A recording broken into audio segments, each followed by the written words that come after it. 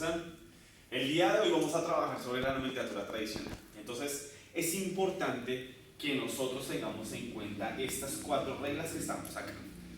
Estas reglas que me indican, cada uno de los elementos en la tabla periódica tiene un número determinado de números de oxidación. En este caso, este primer punto que ustedes ven acá dice una rayita EICO. ¿Qué quiere decir esto?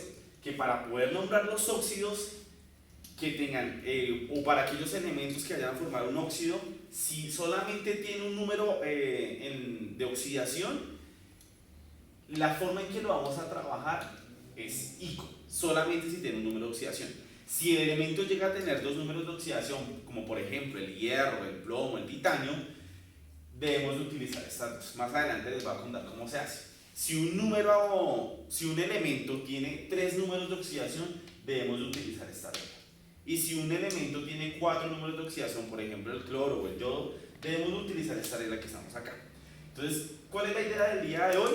Vamos a trabajar y vamos a utilizar la nomenclatura tradicional dando ejemplos para cada uno. Entonces vamos a mirar. Tengo esta estructura, CaO. Es un óxido básico porque el calcio es un metal.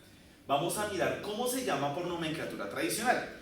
Entonces, si nosotros vamos a la tabla periódica, nosotros vamos a encontrar que el número de oxidación, como ya hemos visto, del oxígeno va a ser -2 y que el número de oxidación del calcio es +2. ¿Sí? El calcio solamente tiene un número de oxidación, por ende vamos a utilizar la primera regla. Como tiene solamente un número de oxidación, pues colocamos este. ¿Cómo lo vamos a llamar? Ponemos la palabra óxido, colocamos el nombre del elemento, en este caso calcio, y la terminación ICO.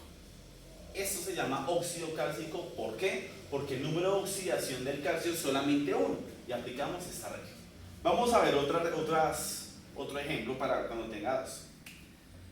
Tengo el PbO2. Para poder llamar o para poder bautizar esta estructura, lo primero que yo debo hacer es asignar números de oxidación. -2. Vamos a poner por acá que el plomo tiene número de oxidación +2 y +4. Tenemos que mirar cuál de esos dos, porque como tiene 2 números de oxidación, aplica esto. Entonces, trazamos la línea. 2 por -2 me va a dar -4.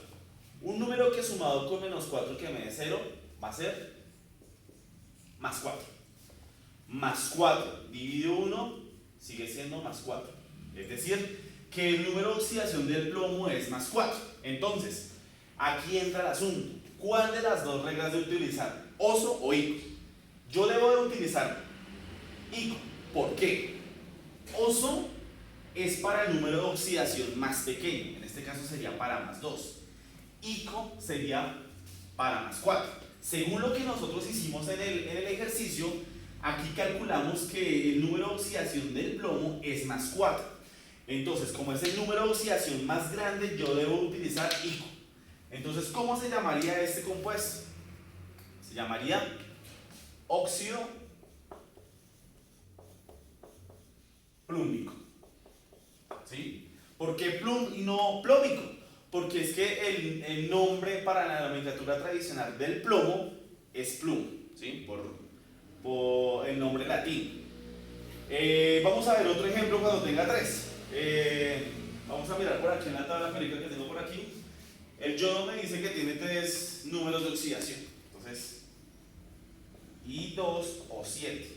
Entonces, lo primero que yo debo hacer es ir a la tabla periódica y consultar cuántos números de oxidación tiene el yodo. En este caso es +1, +5 y +7. ¿Sí? Esos son los datos que me dan esta tabla periódica. Entonces, lo primero que yo debo de hacer es colocar los números de oxidación. El único número de oxidación que yo me sé aquí del oxígeno es -2. Trazamos la línea para cuestión de orden. 7 por -2 me va a dar -14. Un número que sumado con -14 que me dé 0 es +14. Como no hay números de oxidación mayores a 8, entonces yo debo utilizar este numerito y este numerito. 14 dividido 2 me va a dar más 7. Entonces, según esto, el número de oxidación del yodo es más 7. Entonces, tengo el primero, el segundo y el tercero. El 7 es el tercer número de oxidación más grande. Entonces, dirijámonos acá. Hipoboso lo utilizaría si aquí fuera más 1. Pero como me dio 7, entonces hipoboso no me sirve. ¿Para cuándo yo uso oso? Para cuando el número de oxidación del yodo hubiese sido 5. Pero como no nos dio, entonces el número 7 es el tercer número más grande, es el más grandecito. Entonces yo voy a utilizar el nombre del elemento y la terminación ico. ¿Cómo lo llamaría? Se llamaría óxido yódico. ¿Listo? Vamos a hacer un último ejemplo. Tengo Cl2O. Para poder llamar a este compuesto, lo primero que yo voy a hacer es ir a la tabla periódica y consultar cuáles son los números de oxidación del cloro.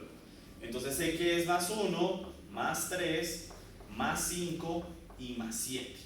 Como el cloro tiene 4 números de oxidación, debo de utilizar la cuarta regla.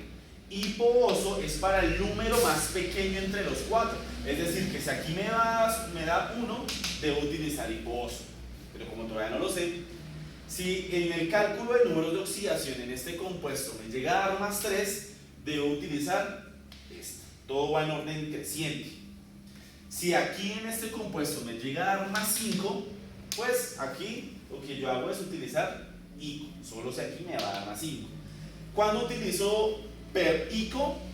Cuando el número de oxidación que yo calcule aquí me vaya a dar 7. Vamos a mirar cuál número de oxidación me va a dar y qué regla debo de utilizar.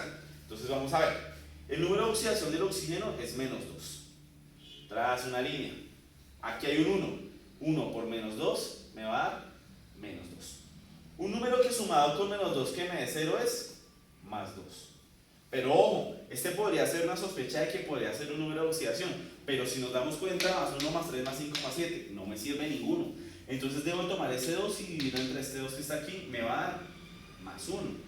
Si nos damos cuenta, el cloro me dio un número de oxidación más 1.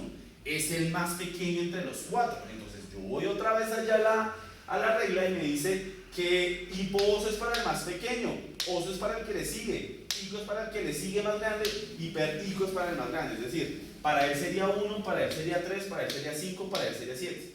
Entonces, como el número de oxidación que calculamos acá es más 1, entonces voy a utilizar hipoboso. Entonces, coloco la palabra óxido hipocloroso. ¿Ya? Entonces, hago una recapitulación de lo que hemos hecho hasta ahora. Entonces, para yo saber qué regla debo utilizar, observo muy bien qué elemento tengo enlazado con el oxígeno, cuántos números de oxidación tiene, y dependiendo de cómo estén organizados en orden ascendente, yo tengo que mirar qué esta regla voy a utilizar. En este caso, como el cloro tiene 4 números de oxidación, pues así mismo utilizo la regla número 4 para 4 reglas. Entonces, si tiene 4 números de oxidación, para el más pequeño es este, para el que le sigue este, para el que le sigue este y para el mayor de todos esos es per ico. ¿Listo? Entonces, niños, espero que este tutorial les haya servido para poder desarrollar ya finalmente su actividad y poder presentar las evidencias la otra semana según estipule en el correo. Chao, niños. Muchas gracias.